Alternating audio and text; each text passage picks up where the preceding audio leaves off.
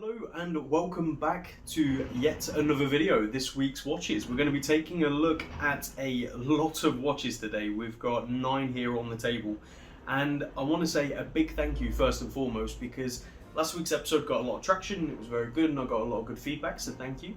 But this week, through the power of Instagram, so make sure you follow me there at Kibble Watches, most of these have sold already. And by most I mean about half of them, so there's still going to be hopefully a selection as of the time we're recording this video for you to pick from on Saturday. As always, as in most of the other videos, there are timestamps in the description, so if you want to skip my jabbering and get to the specific watches, you can do so. There's also links to every single watch, so if you want to know what's still available, follow the link to the website and it will say sold if it's sold, and it will say add to basket if it's available. So I guess without any further ado, let's jump into some of the watches we got. Now, for a long time, Kibble Watches was known for very affordable watches because that is what we did, and things have changed a little bit. Whilst I still provide a huge amount of affordable watches, it's no longer my core focus. The focus has changed a bit. There's a lot more sort of grail pieces for most people, which is what I want the business to become. But I don't want to lose sight of where it all began, which is why this week's drop is mostly affordable pieces and interesting modern pieces and a couple of sort of obscure pieces, which is exactly what we tried to do. We have some classic Seikos, we have a load of Yemas, modern Yemas, which is pretty interesting. We have a really cool Satina diver, which is a huge amount of value. A very, very cool, my favorite watch actually of the lot here, the Zodaic Seawolf, which we'll get into. A very, very classic Liloc by Tiso. And a really cool vintage Orient. Massively underrated, this piece, and we'll get into that as well. But on my wrist is actually a Seiko SKX 009 with a modified bezel, which actually just looks incredible. So I'm really enjoying this piece at the moment. So I guess to make this a bit easier, because there's quite a few pieces, we'll start looking in groups. So let's begin with the Yemas. So Yema started in 1948. So they are a true vintage brand and they've been brought back to life and are creating some absolutely awesome watches based on their old designs and a couple of things inspired by completely new designs. And it's pretty much what I like to see from brands like this. Are there a lot of brands doing this? 100%.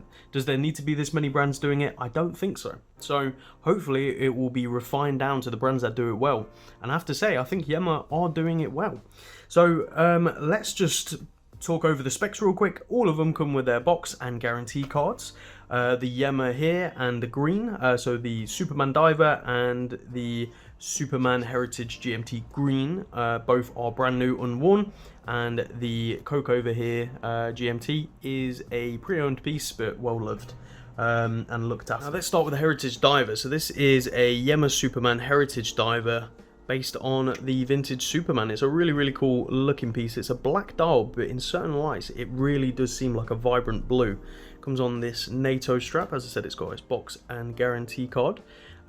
Just a really well done watch. So you can see this metal ring over the crown and the bezel. Now when the bezel's screwed down, you can see that locks in place and you can't turn the bezel. So it's actually a locking feature that the original Superman had. Now whether Yema introduced this to the world, I don't know. I think a few brands did it as well, but you can see once it's out, it looks like a loose bit of metal. It doesn't look particularly nice, but then you have the ability to move the bezel. And the reason they did this was just in the olden days anyway, because there were friction fit bezels and you needed a way to make sure when you're diving you're not adding time to your dive, which obviously could lead to a disastrous moment really. So that is why they introduced it. Now putting it on here is just more of an aesthetic and a sort of nod to its heritage, which I quite like. The lume on here is great. Just a really nice watch. Salita SW200 inside. Nice Yema sign crown with the blue in there. Push pins so you can change the strap out easily. As I said, it does come on this NATO, but I've seen these on rubber straps and they look brilliant.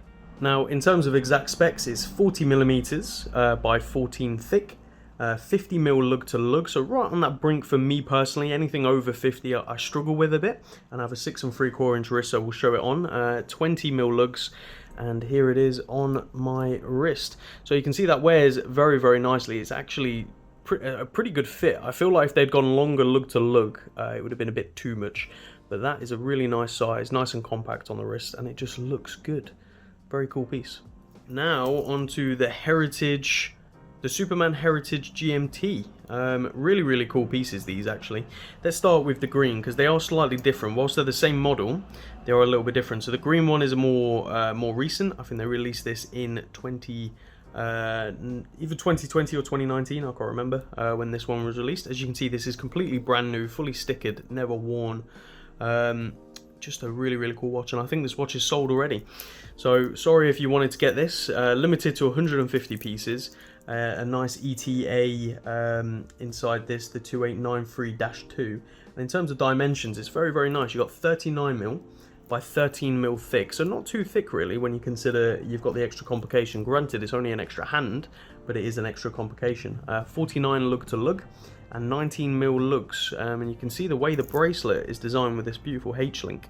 The end link is actually far smaller than the first link, the way it protrudes, so it keeps that really beautiful slope. And the finishing to the cases are brilliant, you know, really well done. Very nice profile to the bezel. Just a really good watch, and the khaki green with the black dial, it's pretty cool. You know, it's not a colour combination you see too often. Granted, this is the new Hawk look with the green and the black, but I think this is done very nicely. Now on to the Coke from 2019. Now this model actually sold out very quick with Yema, and you can see why. You know, it's a good colour combination. You've got that Superman locking bezel that we showed you on the diver, so you have got that. Is it necessary? Not particularly. I mean, especially considering you haven't got a loomed bezel. You've got France down there at the bottom because it is a French company, which is really cool. Again, the same ETA inside, so a nice reliable movement. Same style H-link bracelet, which follows the slope. And again, the same case. It's just a really nice piece. Same dimensions, everything like that. The differences are, I cut my nails today, now I can't open anything. There we go. The differences are, well, that's it really, just the colour and everything and the bezel. But the size is the same, so I'll show this one on wrist and it will give you a good example of what the other one would also look like. But there you go. Just a nice compact GMT, which offers a lot of value for money, in my opinion. Now let's change course and go over to the Seikos. Now onto the brand that I think everyone just appreciates because they offer so much value. I mean, I am wearing one after all right now, and I've got a couple in the collection as well. These are both Presages. So the Presage line is a line of slightly dressier, slightly better finished watches than the standard line. They have nicer movements and usually better finishing to the dials. So we'll get onto both of these, but let's start with the classic cocktail time. The perfect watch to wear when drinking whiskey, basically. I mean, look at that dial. It's like a mocha coffee dial. Super cool. Very attractive. Really nice finishing as well, and it's got this rose gold plate, nice brown strap with a rose gold buckle, and an exhibition case back showing the 4R35B inside. Sorry, I wasn't in focus then. Just a good, reliable, you know, everyday movement. These are both in unworn condition. Some of the photos you might think there's sort of like muck on the back, but it isn't. That's the sticker. So yeah, just a really attractive, very nice watch, and the dimensions of these are great. So this one right here is 40mm. Well, they're both the same actually. So 40mm case size, 12mm thick, 48 lug to lug, so nice and compact, and 20mm lugs. Just a really great watch, and I think they make a great alternative for a dress piece by a brand that everyone knows, and it just looks good, you know. And that's the thing, you know, we can talk about specs all day long, we can talk about movements, we can talk about finishing and everything like that, but if it doesn't look good, you know, what's the point? And I feel like that's where the Presage line has really nailed it, and especially when we consider value. You know, I'm asking under £300 for both of these unworn box and papers. I mean, that's a pretty good deal. Now on to the other Presage. This is the Open Heart, and sorry, I forgot to say references. That is the SRPB 46, and this is the SSA 359. So the Open Heart Presage with the same dial, apart from, you can see the heart beating away right there. Really cool. Stainless steel, all polished, same finishing to the dial, same dimensions, same clasp, slightly different movement. It's based on the same architecture, it's just everything's moved around a little bit for the Open Heart. It is the 4R38A, but it's basically the exact same. So I will show it again on wrist, and there you go. Open hearts aren't for everyone. Either you like it or you don't. I'm not particularly fond of them. I think they look cool, but it can be a bit distracting when you're trying to tell the time, because you just get enamored by the heart beating away there. But really great watch, and again, value wise, and I'm going to talk about value a lot in this video, so I do apologize, but that's because this episode is pretty value orientated, and this lot of watch for the money. Following with the Japanese theme, let's have a look at this beautiful vintage Orient. Now on to the only vintage watch of the drop this week, and again, I think it is sold. Now luckily I've got a lot of vintage watches on the website, so do check them out. But this one is stunning, and it's a watch I've had before actually, so some of you who follow closely will know I've had this. Occasionally I get watches back because I help people source other watches and sometimes take part exchange, and that does mean sometimes getting your watches back. Now he hadn't wore this watch because the condition's so good. He felt a little bit like he couldn't wear it, which I understand to a certain level. Now this is from 1971, it's an Orient 3-star day date, and these Orients are getting more and more collectible by the day, and rightfully so, especially when they come on their super cool Orient bracelet with this sort of, I don't even know, like fluted bracelet. Yes, it's got a few marks, it's got a little dent in a couple of places, but it is from 1971, so I mean, you gotta expect a few marks. It's still got remnants of its sticker right there. It's pretty close to new old stock. It's definitely never been polished, that's for sure. I mean, look how sharp that is. Just a really, really cool watch. Automatic Orient caliber 1942 inside. And as I said, it's from 1971. Now let's talk dimensions. You look at this and you're thinking, this is a Datejust rip-off or a day-date rip-off. Yeah, I guess it is, but it's 37.5 millimeters, so it's a bit bigger than your traditional 36mm Datejust. It's 13mm thick, 46mm lug tip to lug tip, and 20mm lugs, which means if you don't like this bracelet, you could swap it out for a killer leather strap and it'd look amazing. Let's show it on my wrist right here. There we go, look at that. Sized up to my wrist as well. That's absolutely stunning. And the new owner of this is someone who actually missed out on it the first time, so sometimes getting the same watch in can be pretty good, because you give people the opportunity to own the watch they missed out on. And this is that, and you can see the hidden crowns. You've got the normal crown for the change in the time and everything like that, and that is actually a push date for the date. Obviously a pushed out date for the date. But yes, very gorgeous watch, and it's a shame to see it go so quick, to be honest. I would have liked to have had the chance to enjoy it a bit again, because I personally owned this watch before selling it the first time round, so there we go. But off it goes. Let's take a look at my favourite from the bunch, the Zodiac. Another one that I believe is already sold, so my apologies everyone. This is the Zodiac Seawolf, or Super Seawolf 53, based on a 1953 model by Zodiac, because the Seawolf is a range that's been going for a very, very long time of vintage divers. Now this is brand spanking new, and it comes with its box and papers. And it's the really, really cool dial and bezel configuration in my opinion. You've got a really dark blue dial with a very light blue, almost like I guess a baby blue, I can't speak. It's been a long week, guys. But a just really good looking watch, very, very nice. It's still got a sticker on, so you'll have to forgive me. Any marks you do see are just my fingerprints, which will all be wiped off when it's sent to the new owner, don't worry. Very interesting canvas style strap with a back support. Not too sure why. I don't think it needed it, because it just added unnecessary height to the watch, but it is still a gorgeous piece. The reference is Z09264.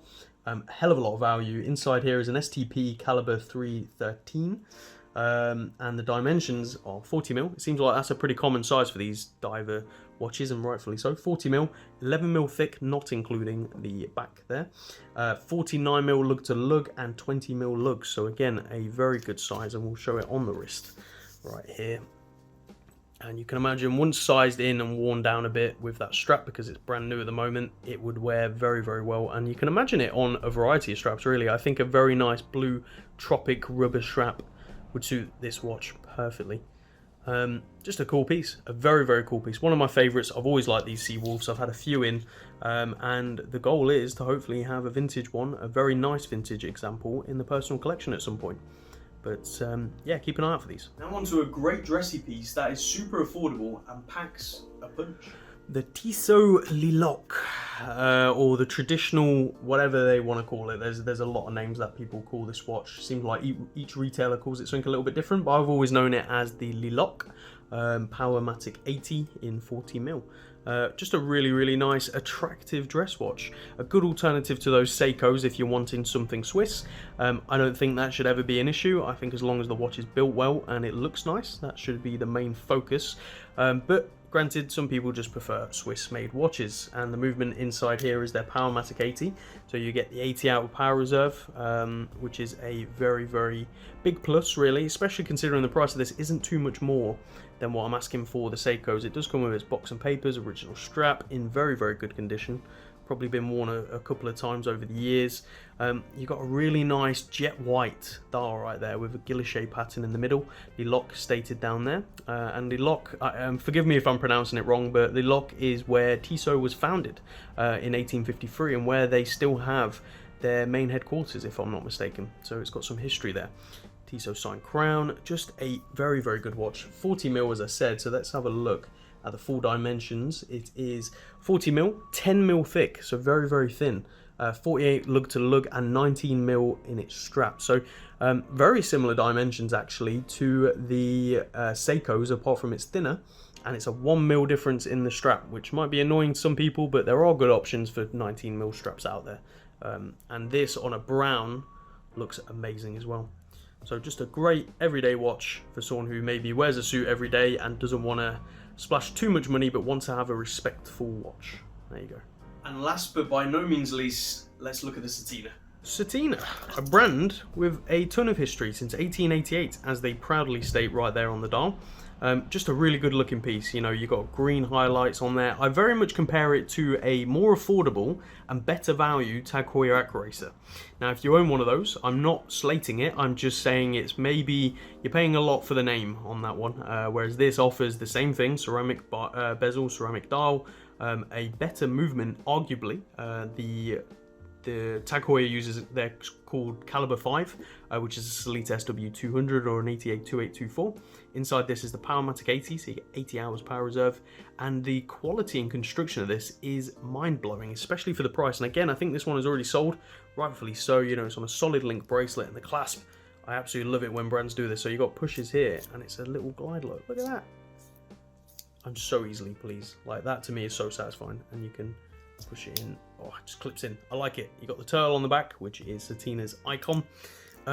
Great, just a great piece. A lot of value. Now, it is a big boy at 43mm, 13mm thick, so thankfully not very thick. 51mm lug to lug. So whilst it's 43, it's only 1mm bigger lug to lug than most of the watches we've been looking at today. And 21mm lugs. A little bit awkward there, but again, straps can be found. And here it is on my wrist. A bit too big for me personally. I probably wouldn't wear this. Now, could I get away with it? 100%. Would I wear it though? Probably not. I find it a bit bulky, and it's a very heavy watch because those links are pretty solid. The whole watch is just incredibly solid. Again, box papers, but I think this one's already gone, so my apologies, guys. But keep an eye out for these. A lot of value, and you'll be surprised. If you're ever in the retailers and they've got Satina, give them a try. I think you'll be pleasantly surprised. So that is it for today's video. I want to say a big thank you to every single one of you. Again, it is you guys and girls out there that make this dream of mine a reality. I do this full time, and I am super, super lucky to be able to do this. And that's thanks to people like you. Whether you are a returning customer, whether you sell to me, or whether you just keep an eye on Instagram and send in your likes and your positive comments, it keeps me going. So thank you very, very much. Next week there will be no This Week's Watches because I am taking a short break. Not going overseas because of everything that's going on, just staying here in the UK. So I won't be in the office, but I will still be responding to emails and messages and shipping when I get back. But if there is sort of an emergency that needs shipping, I can have that arranged. So yeah, thank you all very much for watching. Keep safe out there, keep well, and we will see you all next time.